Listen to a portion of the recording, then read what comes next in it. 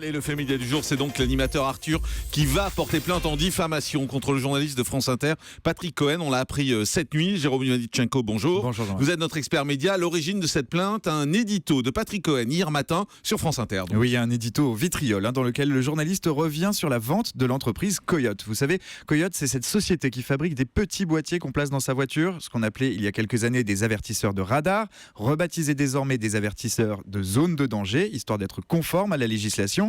Bref, hier matin à 7h42, Patrick Cohen revient sur le rachat de cette société.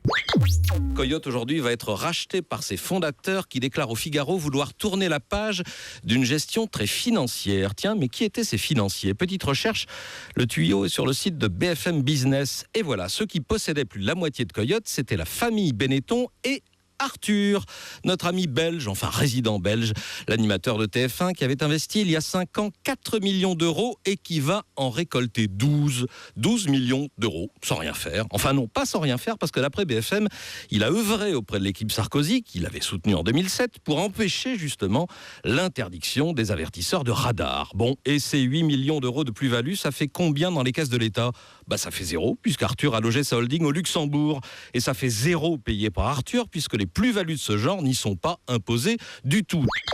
Alors en sous-texte, on comprend que Patrick Cohen est très énervé. Il voit dans la domiciliation de la société d'Arthur au Luxembourg, puis dans son déménagement en Belgique, des gestes opportunistes qui permettent aujourd'hui à l'animateur de se soustraire totalement à l'impôt dans cette transaction juteuse. Oui, cet édito de Patrick Cohen a fortement déplu au principal intéressé, Arthur. Et oui, hier soir, c'est par la voix de son avocat qu'Arthur a réagi. Un communiqué envoyé à la presse par maître Olivier Pardo qui qualifie les propos de Patrick Cohen de gravement diffamatoires et qui, selon lui, accuse faussement son client d'évasion fiscale et de trafic d'influence. L'avocat d'Arthur y dénonce un amalgame avec les informations publiées par Le Monde dimanche soir. Cette grande enquête sur l'évasion fiscale organisée par la banque HSBC qu'on appelle depuis hier le SwissLeaks. En clair, le journaliste mettrait l'animateur de TF1 dans le même sac que les clients qui ont bénéficié de ce dispositif pour fuir l'impôt. Sur ce point, le constat de l'avocat d'Arthur est sans appel. Il confirme qu'une plainte en diffamation sera déposée dans les prochains jours contre Patrick Cohen. Et il prévient aussi, je cite, que l'animateur ne laissera plus son honneur bafoué et qu'il agira désormais à l'encontre de tous ceux qui diffuseront de fausses informations. Donc en clair, Arthur estime que les informations de Patrick Cohen sont fausses. Oui, il conteste 2 points très précis. Ce qui fait enrager Patrick Cohen dans son édito, c'est ce jackpot touché par l'animateur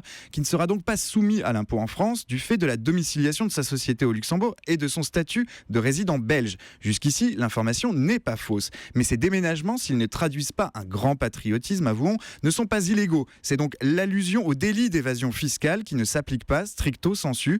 Et c'est en cela qu'Arthur y voit un propos diffamatoire. Et puis, ce qui ne passe pas non plus du côté de l'animateur, c'est une autre allusion suggérée par Patrick Cohen qui reprend dans sa bouche un sous-entendu d'un article du site BFM Business. Ce sous-entendu, c'est qu'Arthur aurait agi directement auprès de Nicolas Sarkozy pour empêcher l'interdiction des avertisseurs de radar, ce qui aurait nui considérablement à ses affaires personnelles. Un lobbying, un trafic d'influence que l'animateur réfute en bloc et qui le pousse donc aujourd'hui à poursuivre tous ceux qui le sous-entendraient encore. Voilà, on vous tiendra au courant bien évidemment de cette affaire et des rebondissements et puis du procès qui aura lieu, mais je pense pas avant 1 ou 2 ans. À mon avis, on a du temps dans ce type de procès. Merci Jérôme. Le grand direct des médias, Jean-Marc Morandini.